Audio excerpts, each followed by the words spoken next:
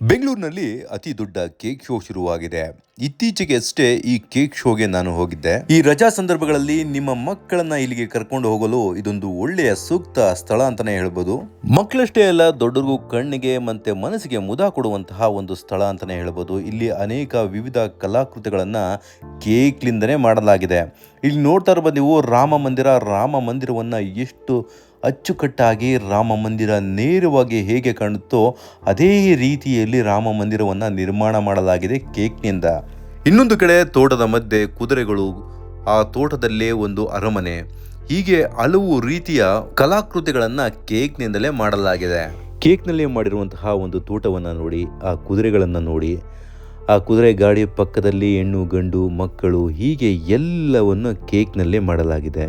ಮತ್ತೊಂದು ಕಡೆ ಜ್ವಾಲಾಮುಖಿ, ಆ ಜ್ವಾಲಾಮುಖಿ ಪಕ್ಕದಲ್ಲೇ ನದಿ ಹರಿಯುತ್ತಿರುವುದು, ಡೈನೋಸರ್ಗಳು ಓಡಾಡುತ್ತಿರುವುದು ಎಲ್ಲವನ್ನ ಕೇಕ್ನಲ್ಲೇ ಎಷ್ಟು ಚೆಂದವಾಗಿ ಮಾಡಲಾಗಿದೆ.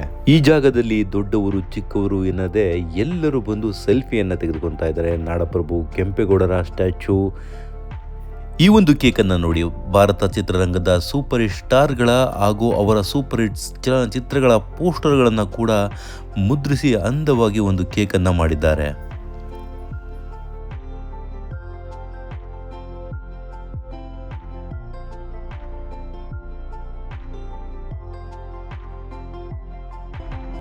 ಇದು ನೋಡಲಿಕ್ಕೆ ಕಾರ್ಡ್ಗಳಿಂದಲೇ ಮಾಡಿರುವಂತಹ ಹೌಸ್ ಥರ ಕಾಣಿಸ್ತಾ ಇದೆ. ಹೌಸ್ ಆಫ್ ಫಾರ್ಚೂನ್ ಅಂತ ಎಷ್ಟು ಚೆನ್ನಾಗಿ ಕೇಕ್ ಮೂಲಕ ಮಾಡಿದ್ದಾರೆ.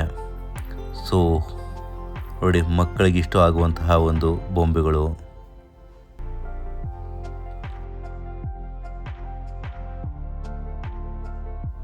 ಕೇಕ್ನಲ್ಲೇ ಮಾಡಿರುವಂತಹ ಜಿಂಕೆ ಮರಿ ಎಲ್ಲವೂ ಅದ್ಭುತವಾಗಿದೆ.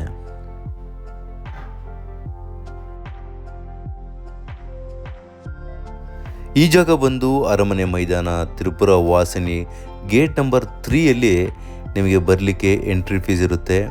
100ರಿಂದ 150 ಗಂಟೆ ತೆಗೆದುಕೊತಾರೆ. 3 ವರ್ಷದಿಂದ ಕೆಳಗೆ ಇರುವಂತಹ ಮಕ್ಕಳನ್ನು ಫ್ರೀಯಾಗಿ ಒಳಗಡೆ ಬಿಡ್ತಾರೆ. ಕೃಷ್ಣನ ಒಂದು ಮೂರ್ತಿ, ಆ ಕೃಷ್ಣನ ಒಂದು ಇತಿಹಾಸವನ್ನು ಯಾವ ರೀತಿ ಮಾಡಿದ್ದಾರೆ ನೋಡಿ, ಎಷ್ಟು ಅದ್ಭುತವಾಗಿ ಇಲ್ಲಿ ಚಿತ್ರೀಕರಿಸಿದ್ದಾರೆ. ಕ್ರಿಸ್ಮಸ್ ಟೈಮಲ್ಲಿ ಕೇಕ್ ಶೋ ಅಂದಾಗ ಬರೀ ಕ್ರಿಶ್ಚಿಯಾನಿಟಿಗೆ ಸಂಬಂಧಪಟ್ಟದಂಥದ್ದೇ ಇರುತ್ತೆ ಅಂದ್ಕೊಳ್ತೀವಿ. ಬಟ್ ಇಲ್ಲಿ ಎಲ್ಲವೂ ಇದೆ. ಇಂಡಿಯಾದ ಎಲ್ಲ ಕಲ್ಚರನ್ನು ಇಲ್ಲಿ ತಂದಿದ್ದಾರೆ. ಮಕ್ಕಳಿಗೆ ಬೇಕಾಗುವ ರೀತಿಯಲ್ಲಿ ಎಲ್ಲ ಕೇಕ್ ಡಿಸೈನ್ಗಳು ಎಲ್ಲವೂ ನಿಮಗೆ ಇಲ್ಲಿ ಕಾಣಸಿಗುತ್ತೆ. ಇದು ನೋಡಿ, ಗ್ಲಾಸ್ ಹೌಸ್ನಲ್ಲಿ ಹೂತೋಟ ಯಾವ ರೀತಿ ಇರುತ್ತೆ ಅನ್ನೋದನ್ನು ಇಲ್ಲಿ ಪ್ರತಿನಿಧಿಸ್ತಾ ಇದ್ದಾರೆ.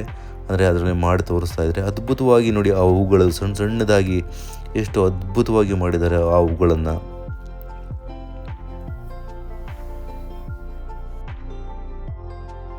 ಈ ಥರದ ಸಣ್ಣ ವರ್ಕ್ಗಳನ್ನು ಮಾಡಲಿಕ್ಕೆ ತುಂಬಾ ಪೇಷನ್ಸ್ ಬೇಕಾಗುತ್ತೆ.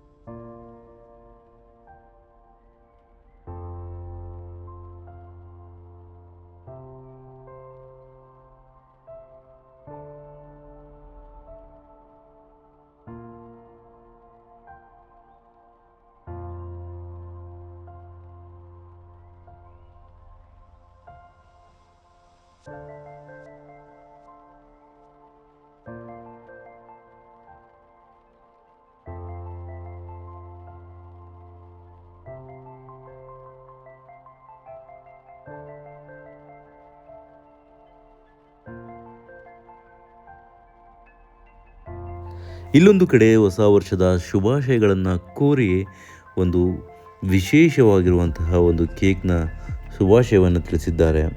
ಮತ್ತೊಂದು ಕಡೆ ನಮ್ಮ ರಾಜ್ಯಕ್ಕೆ ಸೇವೆ ಸಲ್ಲಿಸಿದಂತಹ, ರಾಷ್ಟ್ರಕ್ಕೆ ಸೇವೆ ಸಲ್ಲಿಸಿದಂತಹ ಎಸ್.ಎಂ. ಕೃಷ್ಣ ಅವರ ಮೂರ್ತಿ, ಇನ್ನೊಂದು ಕಡೆ ರತನ್ ಟಾಟಾ ನಮ್ಮ ದೇಶಕ್ಕೆ ಅಚ್ಚುಮೆಚ್ಚಿನ ಅನೇಕ ಇಂಡಸ್ಟ್ರಿಗಳನ್ನು ನಮ್ಮ ದೇಶಕ್ಕೆ ಕೊಟ್ಟು ಅದರಿಂದ ಎಷ್ಟೋ ಜನ ಬದುಕುವಂತೆ ಬಾಳುವಂತೆ ಮಾಡಿದಂತಹ ಅವರ ಚಿತ್ರವನ್ನು ಕೂಡ ಇಲ್ಲಿ ಹಾಕಲಾಗಿದೆ.